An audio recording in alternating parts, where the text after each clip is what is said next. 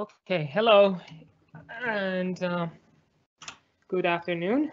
So today we'll continue talking about the implementation of threads in a multi-threaded kernel.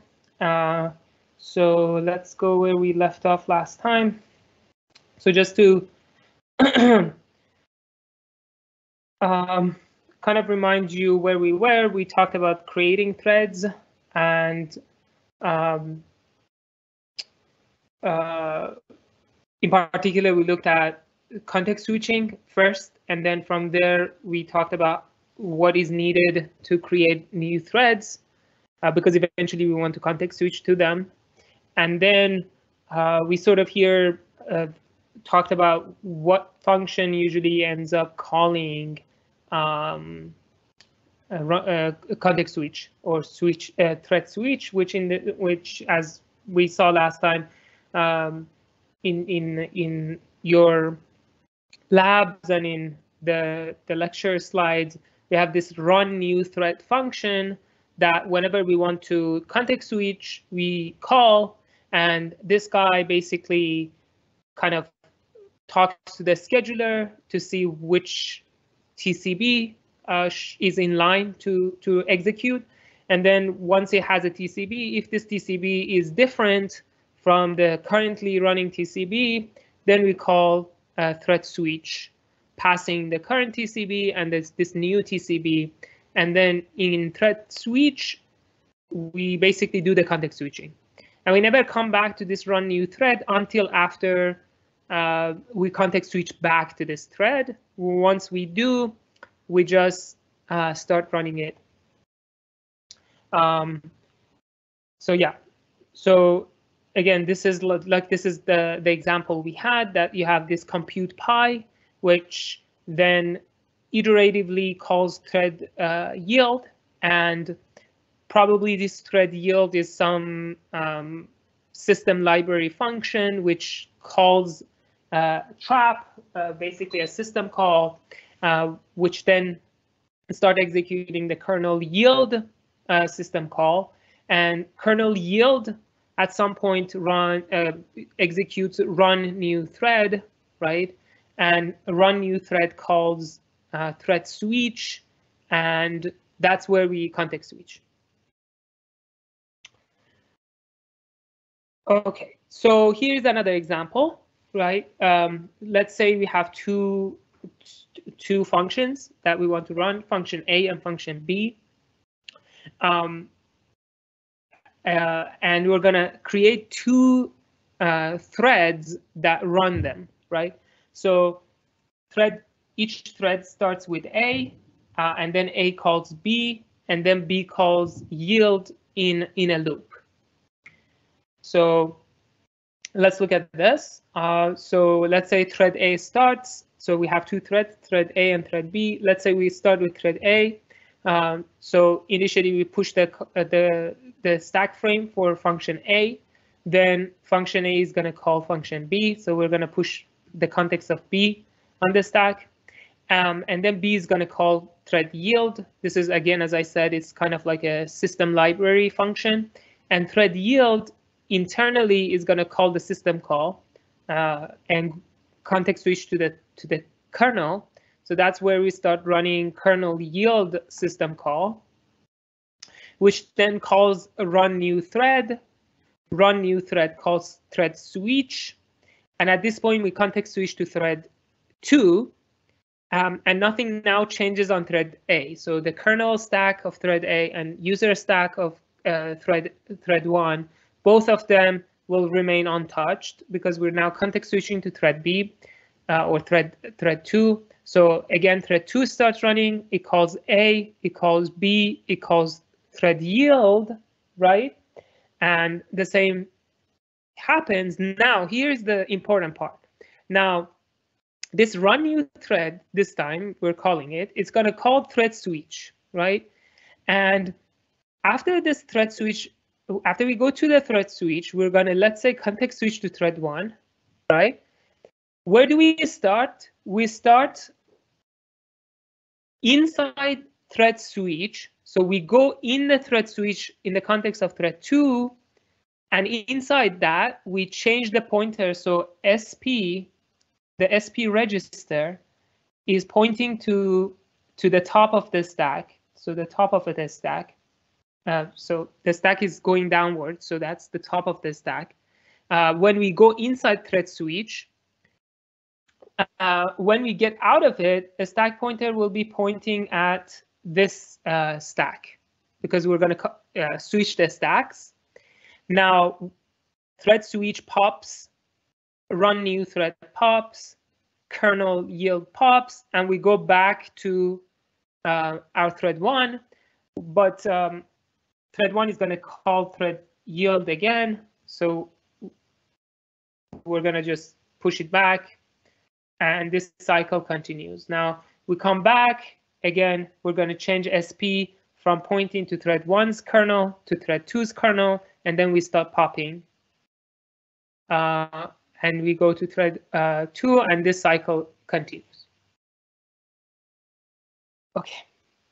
So that's pretty much it. So in lab 2, you will be implementing thread create, thread yield, set priority, and some scheduling functions.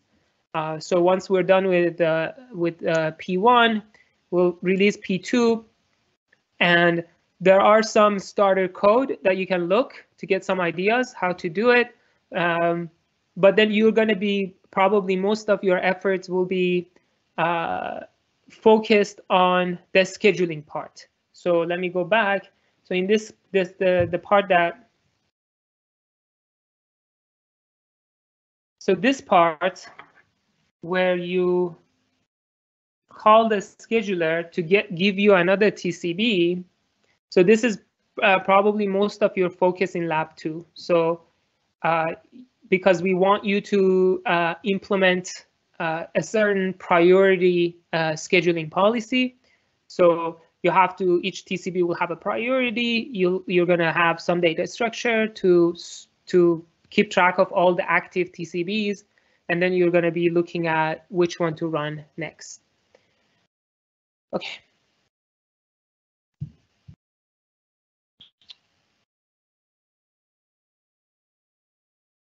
Got 2 questions. Why do we need to switch between threads?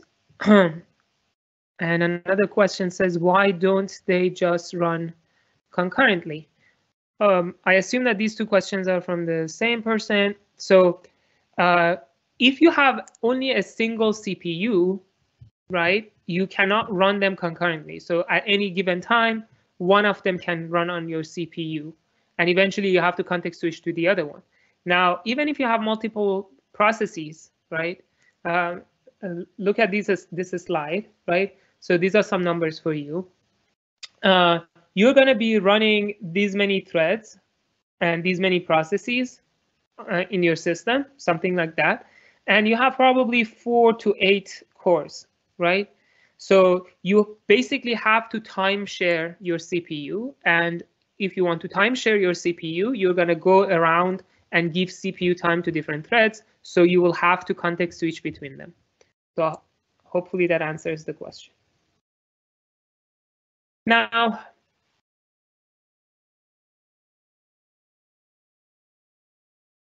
the frequency of context switch really depends on so somebody is asking what exactly is in the kernel yield function. Right. So the bottom line of kernel yield is that you want to relinquish the CPU. You want to say, I'm done for now. If you have someone else run them, and then come back to me. If you don't have anybody else, then come back to me and we'll continue. So that's what comes inside kernel yield function. So you probably want to do some housekeeping, maybe, and then make a decision what to run next. So that's pretty much it. You will, I mean, we'll put, so you're going to actually implement a thread yield in lab 2. So let's see how you implement your kernel yield. But the underlying is, the bottom line of yield is you want to say, okay, I'm done for now. Back to you, kernel. Make a decision who's next.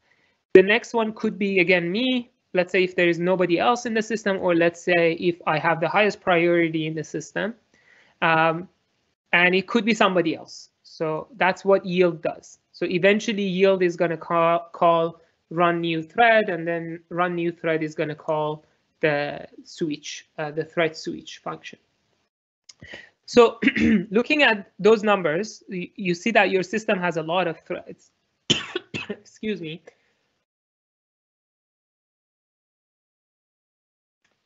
Your computer, your system is running a lot of processes and a lot of threads. Now, how often do you want to context switch? It really depends, but usually in systems that we are running, it's kind of something between 10 to 100 millisecond. It could be less than that, right? So a project that we were doing with my grad student, the tasks that we were running were in orders of 15 microseconds. So it's a lot less than this, right? But it doesn't matter, right? So what matters is how much overhead you're paying for a context switch. So the more overhead you're paying, the longer your context switch takes. You want to have fewer of them. And the shorter the context switching overhead is, you can have more context switches, right? If you have a lot of context switches and each one of them has high overhead, then you end up spending time just context switching and not spend time running your threads. So I usually say, you know, let's say this is the time that you're going to start thread 1, and this is the time that you're going to start thread 2. So this is the overhead, right? Overhead of context switching. So at some point you say, I'm done with thread 1. So I'm running thread 1. Now this is the context switching code, and then you start thread 2. So this is the overhead of context switching, and you want this to be about less than, you know, 10 to 5%, 5 to 10% of the entire period.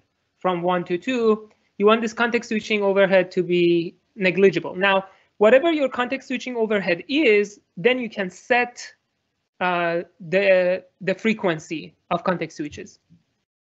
Now, if your context switching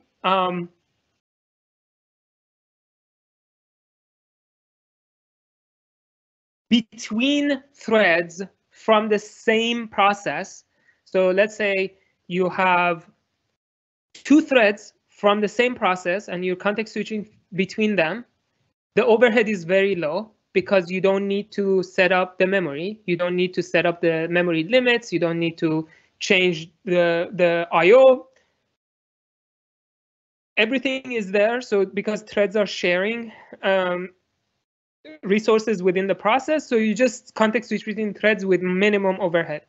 If you're context switching between 2 threads from different processes, then the overhead is much more. Now, if you're context switching a thread that previously was running on another processor, let's say you have a multiprocessor system, so you have CPU 1 and CPU 2. Let's say initially you were running thread 1 on this processor, and then you interrupted it. And now you want to start running thread 1 on this processor. So you kind of want to run this thread on another CPU. This is going to be usually 2x more expensive than running it on the same processor. because what happens is that each processor has caches, like L1 cache, L2 cache, so on and so forth. And the data for this T1 resides on L1 and L2, right? And if you context switch and start running it on CPU2, you don't have anything in this cache. So you will have to then warm them up as you start. So overall, the overhead of this context switch increases if you start running it on another CPU. And it's, approximately twice as expensive as before. And it could actually be even more, right? Depending on how much data. So as I said, right here, I talked about caches. If this was a application or a process or a thread that needed a lot of data, and let's say all that data was in L1 and L2, and now I'm running it on CPU2 and I don't have my data. So now instead of hitting in my cache, I have to go to memory, and going to memory is expensive. So it could actually increase up to 100 times more expensive than before. So the moral of this is that context switching really depends on the applications and the threads that you're context switching between and their resource consumptions. And it could, the bottleneck usually is how much you're going to go to memory after the context switch to warm up your caches. Okay. I'll talk about this concept of working set in the second half of the class, like after the, we actually have a section on caching. So when we get there, I'll talk about caching and working sets and stuff like that. So just a mention of it here. Now, I talked about this cost. Now, let's look at why we're incurring this huge cost. The reason is that we incur a mode switch, at least 2 mode switches, when we context switch between our threads. So when thread 1, we want to go from thread 1 to thread 2, as we just saw, we're going to go to kernel. Kernel is going to change everything for us. And then we're going to go back to running threads. So every context switch requires at least 2 mode switches, from kernel to user and then from user to kernel. Now, this is because the kernel is basically managing threads for us. So the kernel is creating a single TCB for every thread that exists in my system. And the kernel is the one that decides which thread to run again, right? That's the kernel's scheduler that decides which thread now is going to get to run. Now, this basically means that there is a one-to-one mapping between TCBs and threads. So there is one TCB per user thread, and the operating system and the kernel is in charge of managing them. That's why we call them kernel-managed threads. Now, each thread can block independently than other threads, right? So if one thread calls on IO, that particular thread could be blocked, right? In the TCB, I say, okay, this thread is blocked. Now I run the other thread, right? I have other threads to run. So this is expensive because of that mode switch, because I'm going to go to kernel and then come back to execute my code. Let's look at an alternative which is faster, and then we'll look at the strengths of that method and the weaknesses of that other method. So instead of managing threads by kernel, we can actually manage threads in user mode, and that's called user managed threads. So as you can see, there is only a single TCB for all these user threads. How is that possible? So basically, in this method, we are allowing the user level library to create context switch and manage threads in user space. So from kernel's point of view, so basically there is the user process that creates threads, maintains their state, and schedules them. So kernel is not going to get involved in this process. So from the kernel's point of view, kernel doesn't know how many threads exist in the user space. From the kernel's point of view, there is a single TCB associated with this entire process. And this process internally is managing these threads. So this is an N-to-M mapping, right? So N threads are mapped to a single TCB. Now, this is something that is called, for those of you who have heard it, it's called green threads or GNU portable threads. And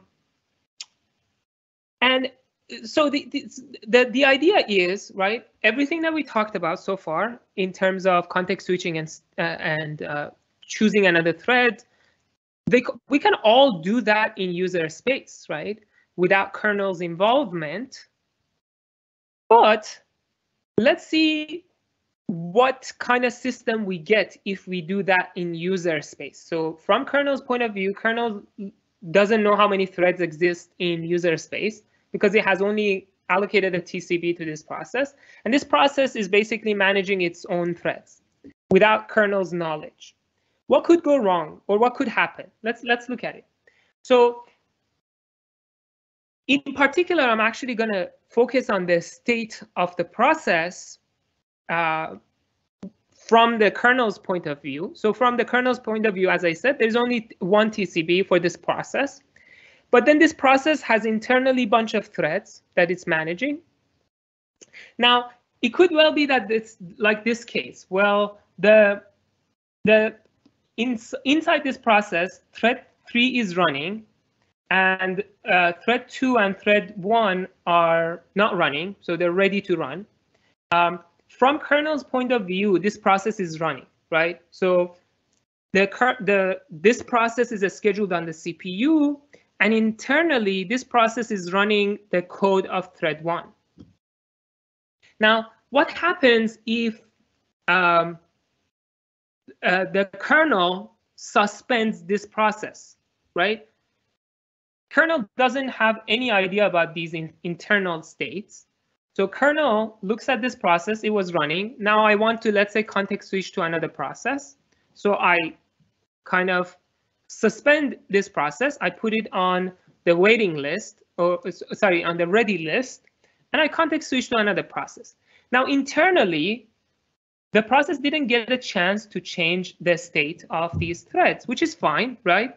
So internally, nothing happens. So the state of those threads haven't changed now because we suspended all of a sudden this process. So the process got suspended, but internally, nothing happened to the threads. Now, another scenario that could happen is this thread that was running could call IO, right? Now, from the kernel's point of view, kernel doesn't know that there is a particular thread running inside this process. It just knows that this process called IO. So the entire process gets blocked,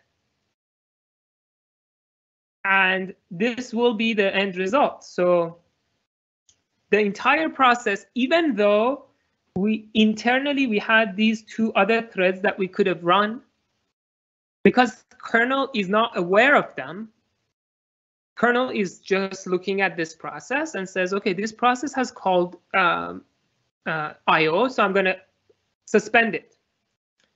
And let's say if let's say this thread 3 calls some mutex, which, let's say it's implemented in user space. We still haven't talked about implementations of mutexes and semaphores and all of that. That is coming. But let's say I have this mutex that I can implement it in user space. So if this thread calls a mutex, now it's all within this process. So this process now can context switch between thread 1 and thread and thread 3. So it can block thread 3 and go and run thread 1. So this is what I meant by scheduling the tasks internally. So from the operating system's point of view, nothing has happened. This process is still running, but internally, this process has blocked this thread and started running thread 1. Okay, so hopefully this gives you an idea about, what we mean by what operating system points of view is and what the process point of view is of its threads. Now, given that, what are the downsides of user-managed threads? So the upside is performance, because when we context switch between these threads, we don't need kernel involvement. We can just do it in user space. So in user space, we save the state of thread 1. We probably can implement our own TCBs, right? These are like data structures in user space, in user memory. We don't need TCB data structures in kernel space. We can have our own TCB plus, TCB whatever inside our process in user space. We save our thread. We context switch to the next thread without kernel involvement, and that's good. We get performance. But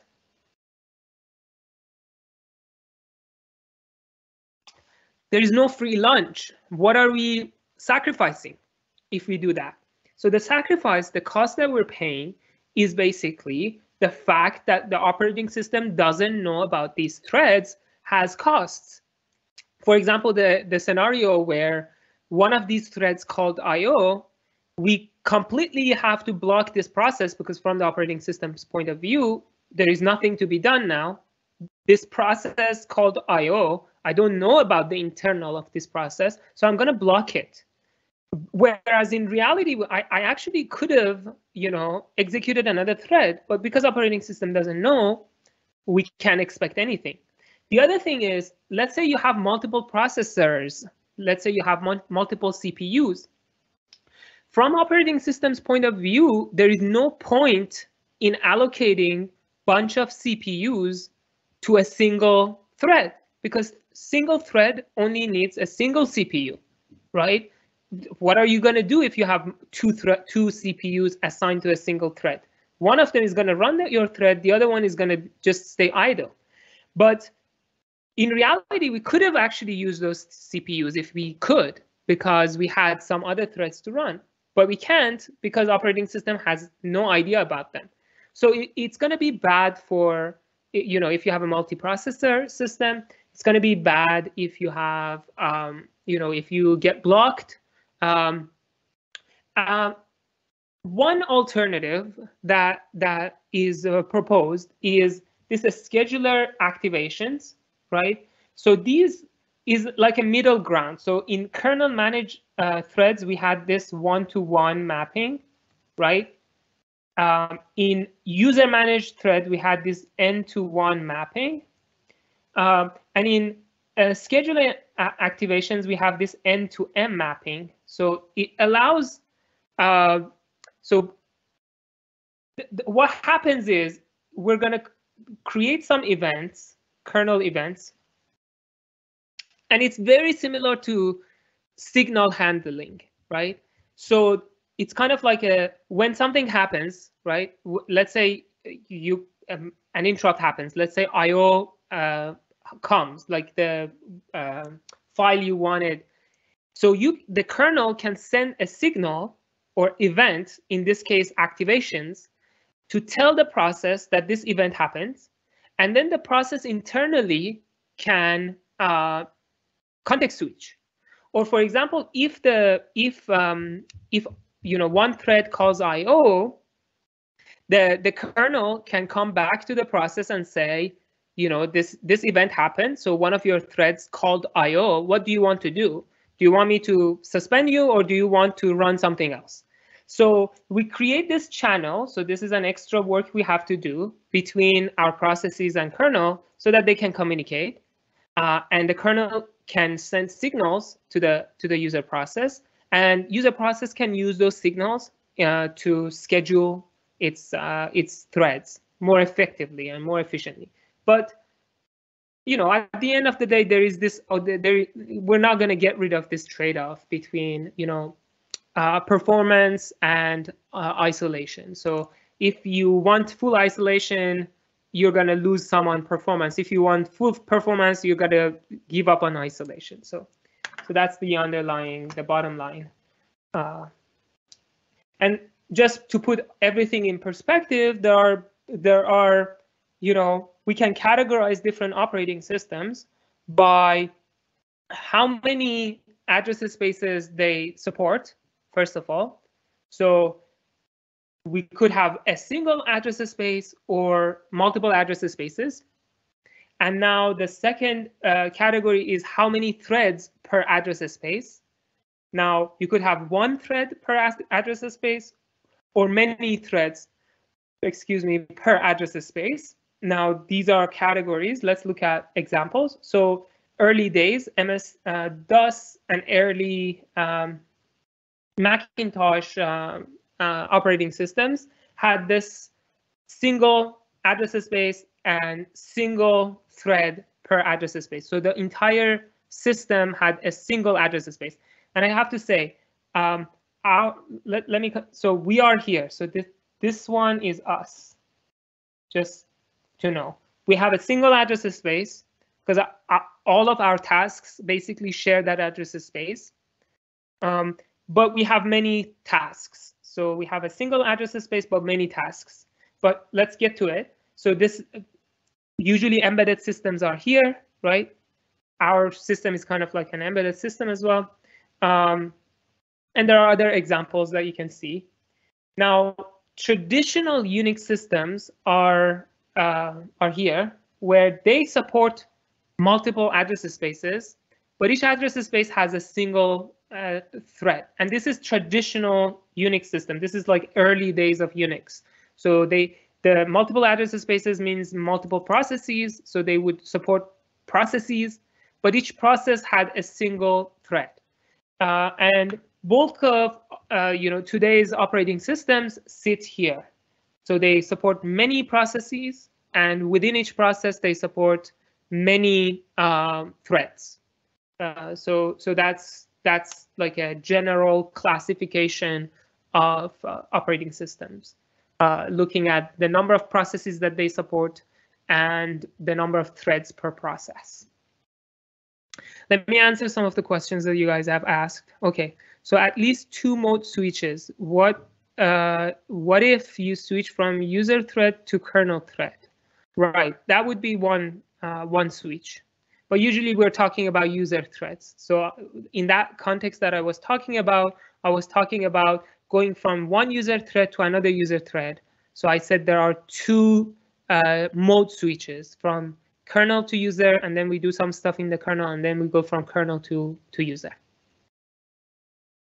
So this question has been asked a bunch of times.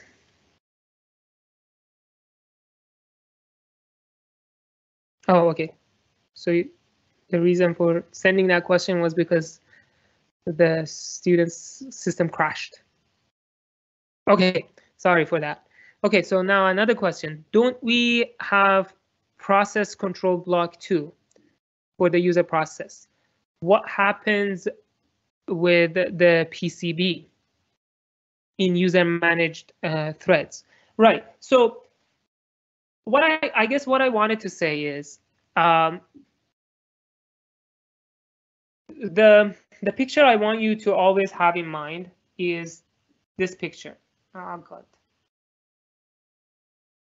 Oh gosh, how do I get out of it? Okay, so the picture I always want to you guys to remember is basically this picture, right? Where you have a PCB and then you have TCBs, right? And they're connected. Now, in the case of user managed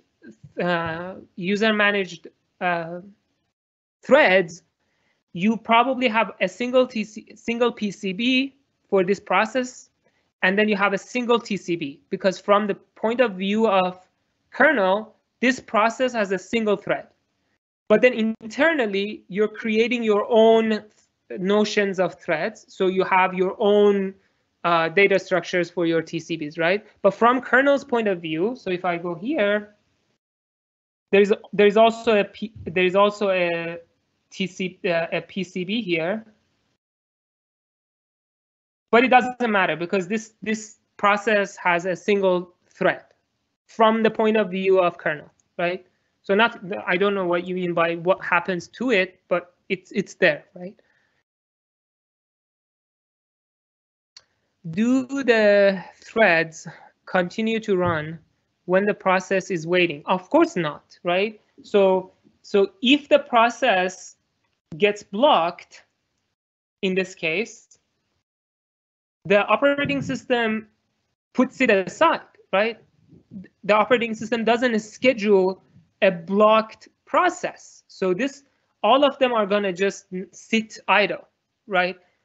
And that's the problem, because we actually had thread 1 and thread 2 ready. They could have run, but from the operating system's point of view, this entire process called IO, so I'm going to put it at waiting. So I'm not going to give it CPU. I'm not going to schedule it. I'm going to suspend it. So none of them could run. So that's the problem that we were talking. So another question. So when your process gets suspended, blocked, the thread will continue to be running? No, it doesn't. But what this means is, when this guy gets blocked inside the PCB or TCB, from the operating system's point of view, it got blocked. But let's say this guy calls a syscall or a trap. Immediately operating system is going to kick in and make it blocked. So we're not going to come back and let this process to change the state of this guy to blocked, right? We don't have, the process doesn't get a chance because we're going to go to kernel and this process is going to be put in waiting, right?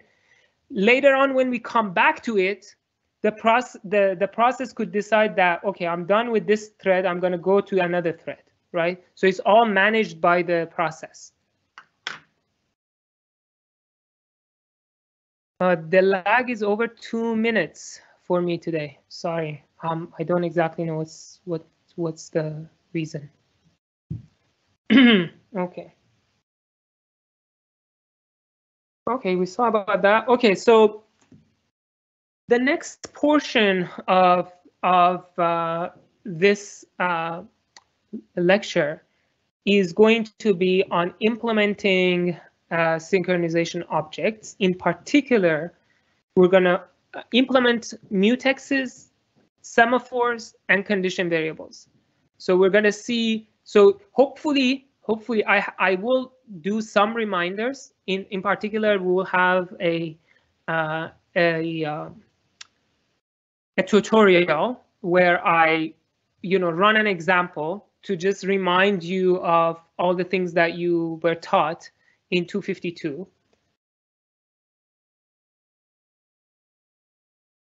About concurrency, synchronization, to just remind you. But as I mentioned earlier in the introduction, I'm assuming that you know those stuff. So you already have used mutexes, you've already used semaphores, you've already been introduced to condition variables and monitors. So you know how to use them. Now I want to tell you how the operating system can implement those objects.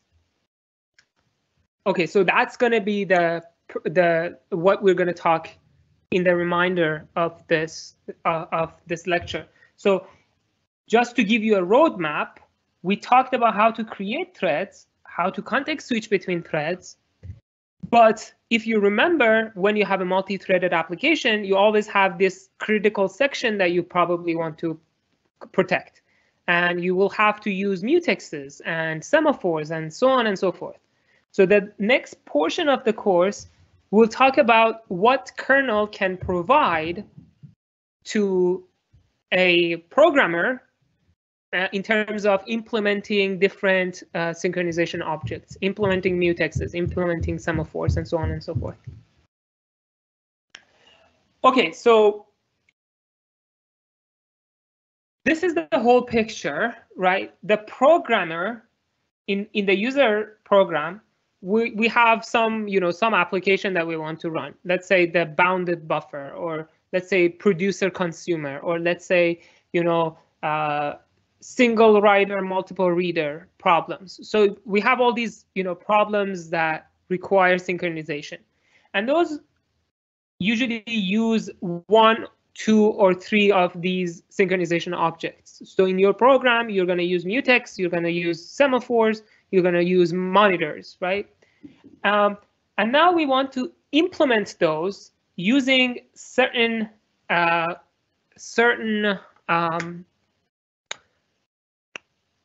instructions that are provided to us by hardware. So let's talk about this atomic instructions first. What do we mean by atomic instructions? So in most architectures, when you do load and store on a single byte, so one word, if you do any load or store to a single word in your memory, it's going to be usually atomic. What do I mean by atomic? It means that you cannot be interrupted in the middle of that instruction.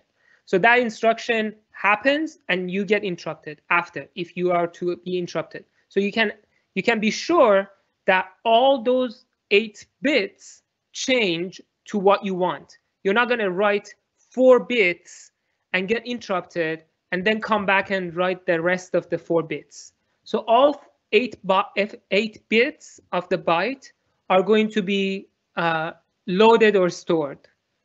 So it's all atomic. You're not going to be interrupted in the middle of it. Now, so that's basically what it means. Going above and beyond a single byte, it's not guaranteed that it will be atomic. So, for example, if you are to write to a double precision floating point, you should not assume that all those bytes are going to atomically change. So all of them are changing or none of them changing. That should not be your assumption. It could be that you first write 1 byte and then you get interrupted and then you come back and you write the rest of it. So it's not going to be atomic. So the writing might happen in multiple steps. So it's not atomic. Now, in x86 in particular, any variable that is naturally aligned, memory operations on that will be atomic. What do I mean? So what does naturally aligned means? It means that the address to that variable is a multiple of its size. So if you have an integer variable in a 64-bit system, it's going to have 8 bytes. So if the address to that variable is a multiple of 8, or if it is 8-byte aligned, then if you read or write from or to that variable, you can assume that it happens atomically. So either you're going to read all the bytes or you're not going to read any of it. Either you're going to write all the bytes or you're not going to write anything. So it can't be that you're writing half of it and then you could get interrupted. That cannot happen. So as I mentioned, that's not an assumption that you should make when you're dealing with other instructions. So if you're, for instance, doing some floating point or double, you're doing load and stores from a double, or you're adding, you should not make an assumption that happens atomically. Now, in the rest of the slides in this lecture, we're going to assume that all loads and stores are atomic. So that's an assumption that we're making, but just as a heads up, I've already told you that might not be the case in real systems, right? But for the sake, to just make it simple, we're going to assume that all load and stores are atomic. So that we are going to assume. Now, if we want to implement mutual exclusion, just using loads and stores. So if that's all we have, so we're not going to get anything else, we still can implement mutual exclusion, right? If you remember, mutual exclusion means that we want a piece of code, which we call critical section, to be executed only by a single thread at any given time. And here in front of you is the code to do that. So this is a code. It's called Peterson's algorithm. You probably have seen it in ECE 252. So we're using a flag and a turn variable. So two variables we have. And then we have a flag for each thread. So each thread has its own flag. And then we have a turn variable. And using this code, we can make sure that, we can make sure that this critical section is protected. So we have mutual exclusion. Either thread A is in critical section or thread B is in critical section. And we're able to do this using just loads and stores. Now, let's discuss this code. It works in a sense that it's allowing us to do mutual exclusion, but it's very unsatisfactory for a couple of reasons. First, it only protects a single critical section. You can't have multiple different critical sections with this method. Second, it's way too complex to reason about it. I don't exactly know if in 252 you analyze the code to, convince yourself that it actually works. You don't, enter critical section in two different threads. So it's way too complex for a very simple question that we have, for a simple problem that we have. The third problem with it is that the code for the two threads are different. So if I go up, so you can see that each one of them has its own flag. So I can't have a single code and just create new threads to run it. I have to specifically write different code for each one of them. So that's annoying. So I'm actually having to write different code for different threads. The fourth shortcoming of this is that with this, A and B are going to busy wait for each other.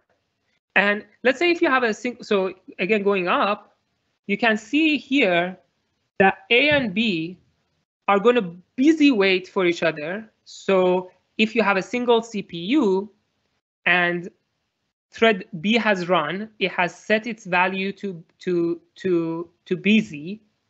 And then let's say you context switch to thread A turns its turn to 1 and then goes to here. Now turn is 1 and the value is busy. So thread A is going to just busy wait. It's going to execute this while loop. And if you have a single CPU, you're going to just execute thread A until an interrupt happens. Let's say your timer interrupt goes off, and then you context switch back to B, and then B goes and does what it's supposed to do. But then this busy waiting is just wasteful, right? So that's the fourth problem with it. Now, the last nail in the coffin is that this method actually doesn't work in modern systems. Now, there is a big assumption for Peterson's algorithm to work. And that big assumption is that the instructions will execute in the same order as they're written. And you might say, well, isn't it the case? Like when I program, my instructions are going to be executed in the same order that I wrote them, right? And sorry to shatter your dreams, but no, that's not the case. So usually compilers and or hardware reorder your code.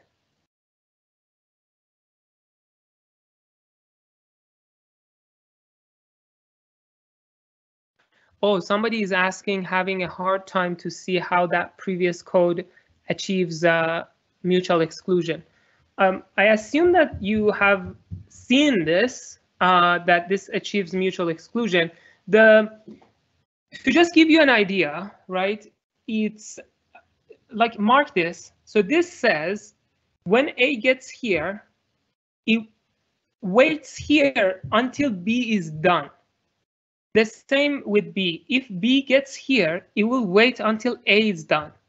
So therefore, they don't get into the mutual, this critical section together. So if thread B has set its value to busy, meaning that I have started, and then you context switch and come to thread A busy waits here, and it doesn't get into the critical section. And at some point you go to thread B. Now thread B starts running. Now it let's say it turns the turn to 0. It says this guy is busy, but and turn is 0. So I'm also gonna wait. So A has started. Then you go back to A. Now turn has become 0. So thread B has told thread A that you can go, right? Then thread A goes, executes critical section, and then it makes value free. And then if you context switch back to thread B, now the value is not busy anymore. So now B can get in and execute. Now you have to, this is one interleaving. You have to, study all the possible interleavings to convince yourself that it works. And that's actually hard. So that's basically what I'm saying here, that it's way too complex to wrap your head around the fact that it actually works. So hopefully that answered the question. Analyzing that code is actually hard. So I just showed you a single interleaving. It might be even harder than that. Now, to continue, I was saying that it might actually not work. If your hardware, your compiler, or your hardware reorder instructions, then all the guarantees that you have for Patterson's algorithm are up in the air. So why would compiler or hardware reorder? The answer to that question is performance. So your compiler might look at your code and identify that there are two instructions that are completely unrelated. So let's say one instruction is writing x equals 2, and another instruction is writing y equals 3, right? For example, these two instructions that we have. One of them says value a equals busy. The other one says turn equals 1. Now, compiler, if it's compiling this code, from compiler's point of view, these two are independent, right? So there is no harm into reordering them. I can first turn the turn to 1 and then turn value a to busy. So from compiler's point of view, there is no reason not to do that. So it can reorder any instruction that they're independent. Even if you tell compiler explicitly that I don't want you to mess up my instructions, I don't want you to reorder, even if you don't see the dependency, maybe the dependency is somewhere else that you can't see. If you remember that volatile instruction that you had in ECE 252, the volatile was telling the compiler that this variable can change by someone else. So you could potentially, disable optimizations in your compiler, and that way you don't allow compiler to reorder. But even with that, the hardware could reorder your code. In fact, actually most of our CPUs do reorder our code. And what happens is your CPU is going to look at the instruction that it's executing, and it's going to say, I think I can run this faster if I reorder them, and I don't see any dependency between them, so I'm going to reorder them. So it's totally possible by the hardware or the compiler to reorder the code, and if that happens, then the Patterson algorithm does not work. So to just give you an example how this could become really, really messy, look at this example. So let's say I have two threads. Thread 1 does this. P equals some computation. So I'm doing some computation. the result is going to go to P. And then I'm going to say P initialized equals to true. Now, these are two different operations, and they're independent from the compiler's point of view and from the processor's point of view, right? There's no dependency between these two instructions. One of them sets the value of P to something. One of them sets the value of P initialized to true.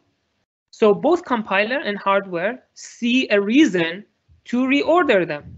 And maybe this computation is very expensive, so I can first do this very fast and then start doing this one that is slow. Maybe it's a lot of computation. Now, thread 2 says so as long as this P initialized is false, wait here. And the moment it becomes true, then Q is some function of P. And now if Q is not some function of P, then panic. In a normal execution, if instructions are executed in the same order, then this P initialized is not going to become true unless after P is computed. So I'm first going to do computation of P and then do P initialized to true. And then when I come here, right, Q is going to be some function, and then I'm going to check immediately after that. If Q is not equal some function, then panic. Why? Because I'm checking here to make sure that P is initialized. Now, this actually can panic in real system. If you code this and run it, every once in a while, you're going to actually see this panic being executed. And the reason for that is your compiler, your hardware, is going to mess up this guy. So you're going to first execute this. So P is not initialized. P is garbage. Now, initialized becomes true. Then let's say you context switch to thread B. Now, thread B sees that initialized is true, so it doesn't wait. It executes this one with a garbage P. So P is garbage. You do some function on it, and Q becomes a function of a garbage. Then let's say at this point you context switch back to thread 1 and you execute this one. So now you actually change P to what it's supposed to be. And then you context switch back to thread 2. And now this time that you do this sum function, P has changed. So Q is no longer equal to the garbage it was. Now Q has changed, and then you panic. So this is totally possible for this code to panic. A code that if you look at it, and if it runs sequentially the same order that the programmer has written it, it's going to actually work. Now, this is a good segue for me to a side that is, about memory consistency, especially in multiprocessors. So this is another example very similar to the example that we saw previously on that panic one, right? Let's say that initially I have flag and data, and R1 and R2, all of them are 0, right? Now let's say I have two CPUs. CPU 1 has two stores, so data equals new, and then flag equals set. So this is very similar to the example we saw previously. So data equals new is similar to P equals some function, some computation. And then flag equals set is kind of like initialized, P initialized equals true. So these are very similar. Now, this is, again, the same code, kind of. So this is the while loop. We're just checking the flag in a branch. So we check the flag to see if it is set. If not, we go back and read it again, and then we check. So these two are basically this while flag not equals set. So as long as flag is not set, we just loop. And once flag is set, then R2 equals data. So now our data is ready. As I said, this you would expect R2 to be new, right? You would expect R2 here to be new because you're expecting flag to become set after data becomes new. Now, as I mentioned, if you actually run in your system, that might not be the case. Now, sequential consistency says that the program that you write runs in the same order that you wrote it. But if you're running two programs on two CPUs, they could interleave arbitrarily. But if I look at each one of them, the instructions are going to be sequential, the same sequence that the programmer wrote them. So going back to that example, CPU 1 is going to execute S1 and S2, and they're going to be in this order. And CPU 2 is going to execute its instructions, right? Reading the flag, checking the flag, reading the flag, checking the flag, and so on and so forth in the same order that the programmer has written. And it's fine if they interleave arbitrarily, right? So this one, and this one are both okay with with sequential consistency. So sequential consistency basically looks at these two and say they have to be ordered, and looks at these guys and it says they have to be ordered. But it doesn't say anything about this one and this one, how they interleave. It doesn't care. It says as long as each one of them is ordered, I'm fine. That's sequential consistency. So if you execute something like this, if you execute this instruction after this instruction, then that's not acceptable with sequential consistency. Sequential consistency says, no. You're not allowed to change the order within each program. Now, this tends to be not implemented in almost any system. So, most of the systems that we have, they do not implement sequential consistency. In fact, the x86 processors that almost all of us have, our laptops, our servers, most of them are x86, allows store instructions to be reordered in a single processor. Here's an example. So I have in this example, CPU 1 is executing a store load. So there is a store 1, there is a load, there is a load, and CPU 2 is doing a store load. In x86, these two could be reordered, and the processor allows that to happen. So this could happen actually in an x86. So this store S1 could actually happen after L1. And x86 is totally fine with that, as long as this L1 running on the same CPU gets its value from this store. So when you execute the store, you're going to write the result. Instead of writing it into memory, you're going to write it into a buffer local to your CPU. So S1 executes, writes x equals new to the buffer, but this buffer has not yet gone and emptied its results to the memory. So it's just in the buffer. Now L1 executes and reads x from the buffer. So this is where this dot here is. So this L1 reads its value from the buffer and continues. So this is a valid execution, but the buffer later on dumps its values to memory.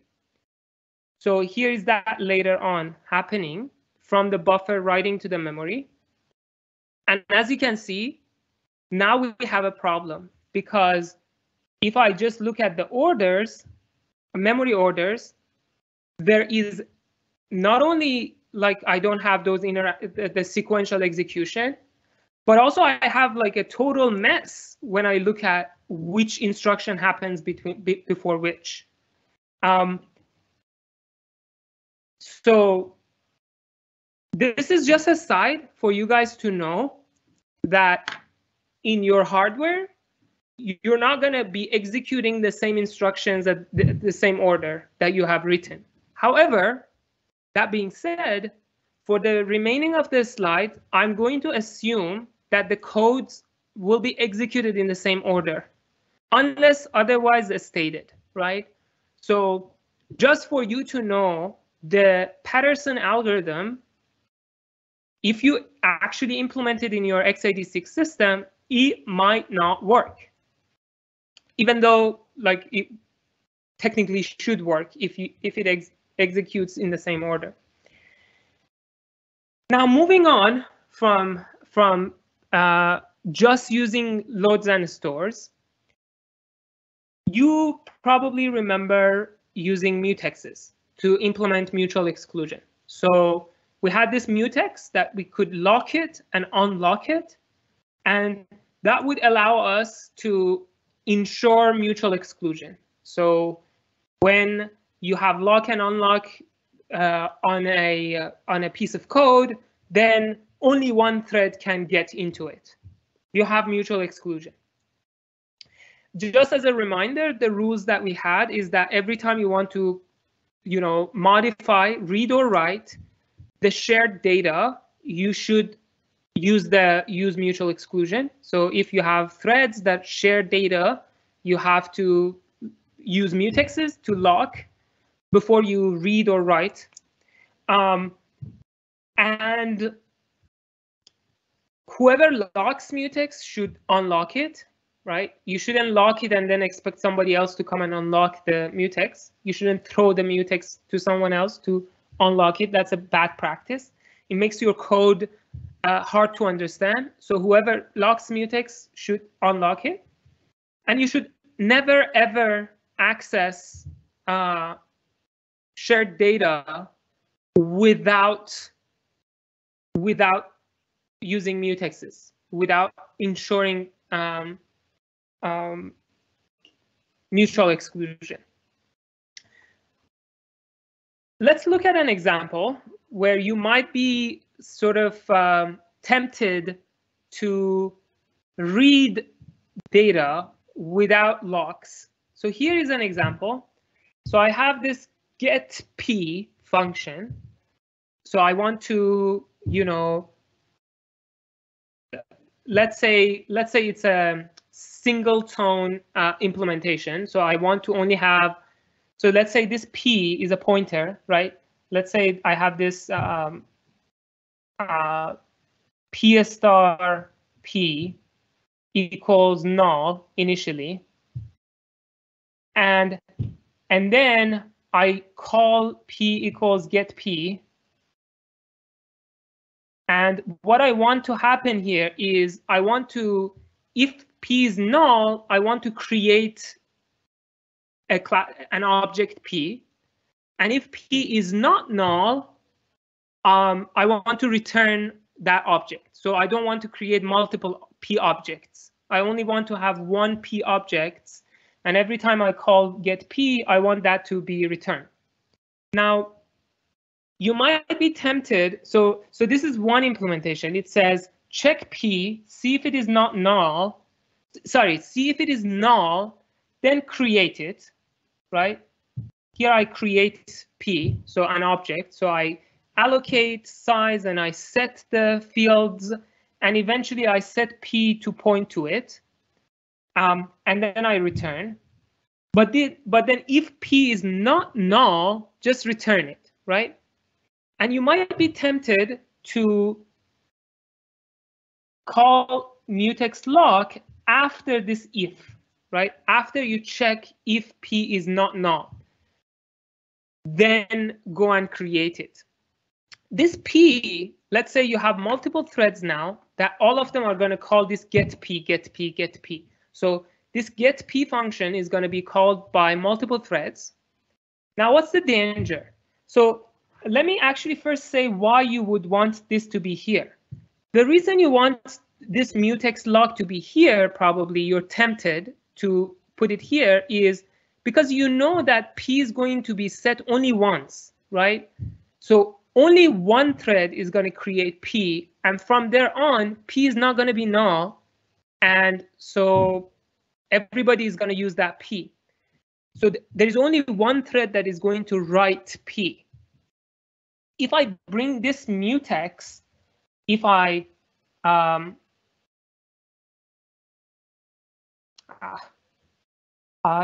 hate how this works. So if instead of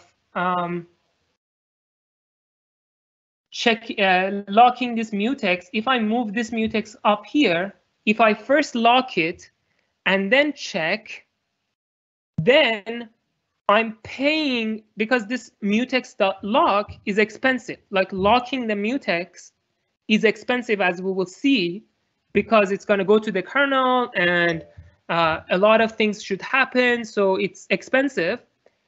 And we know that it's kind of like it's only going to P is only going to change once, but I will be calling get P so many times, like millions of times I'm going to call get P. So basically, I will be paying this mutex.lock if I move it up on every call. So that's why you might be, tempted to just call the lock only if this P is not null. Sorry, if it is null. Now, does this work? So with all that introduction, this won't work. The reason for this not to work, and this is actually called, it has a name, it's called double checking locking. The double checked locking is this. So because you're checking this if P equals null twice, one before you lock and one after you lock. And the reason it's not going to work is because the compiler and or hardware could reorder stuff. How? See, you have a bunch of temps here. So this is where you're setting your fields. And then eventually P equals temp, right? Now, here temp is allocated, and here P is going to be equal to temp. These instructions are independent than the last instruction, which sets P equals temp. So the the hardware or the compiler could reorder this and write it this way. So this happens first, then this happens, then this happens, then this happens. So this is a reordering. I first allocate temp, then I set P to be equal temp, and then I set temp field 1 and temp field 2. Now this is where it becomes dangerous, because I have changed P before its fields are properly set. Now, if this thread gets preempted and I start running another thread, then that other thread is going to check P, and P is no longer null because P, I set it to this malloc, the result of malloc. So it's going to assume that P is set, and it's going to go and use that P, where we know that it's garbage because we haven't set the fields of P because we got interrupted. Now, this is how it should be, right? So you have to lock, then access P, then check it, set it, and then unlock. And I know this is going to be much more expensive than the first one, but at least it will be correct, right? The first one might not work intermittently, depending on when one thread gets context switched over. Okay, so that's that. Hopefully all of that is kind of like just reminder that, mutexes exist and you have to use them if you want to do to implement context as mutual exclusion. Now let's talk about how we can implement mutex. How can we implement mutex.lock, and how can we implement mutex.unlock? this is our first take one. We're going to see a bunch of takes on this. So take one is, let's use disabling interrupts as a tool to implement mutex.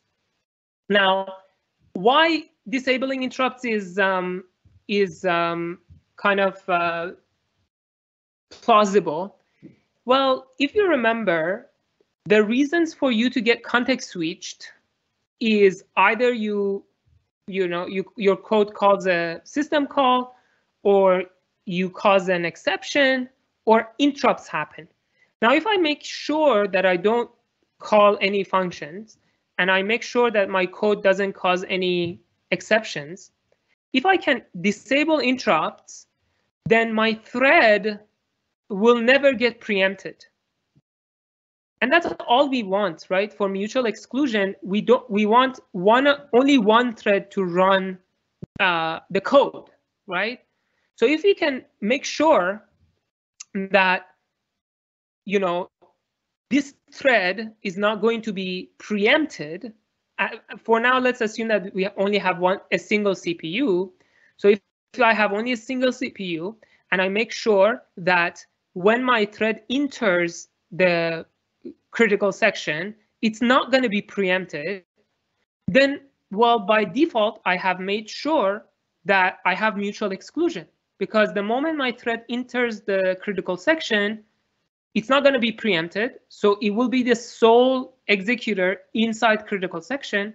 And once it gets out, it can enable interrupts and allow others to now go to critical section. So mission accomplished. So here is my first implementation. So I'm going to implement class mutex. It has two functions, lock and unlock. The lock function is going to disable interrupts, and the unlock is going to enable interrupts. So as long as inside my critical section, I don't cause any exceptions or I don't call any system calls, this implementation will work on a single CPU. So this will be guaranteed to provide mutual exclusion.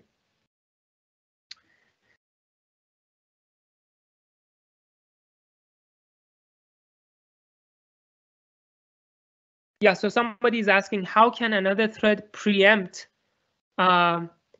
when you are inside the mutex region? First code.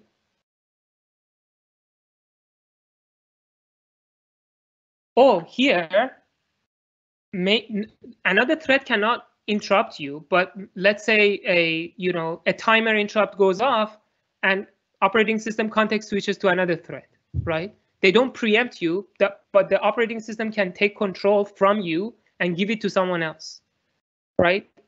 And then that someone else, when they start running, they check P before locking, because they're not going to lock first. If they actually lock first, then they can't go inside the critical section because you locked the mutex. But because the lock happens after the if, they're going to be able to run. So if a context switch happens while you're inside your critical section, then the other thread that was context switched to can get garbage P. Okay.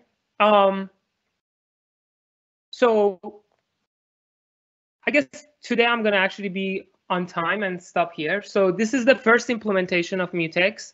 In the next lecture, we will talk about why this implementation is not a good implementation. Let me see the schedule.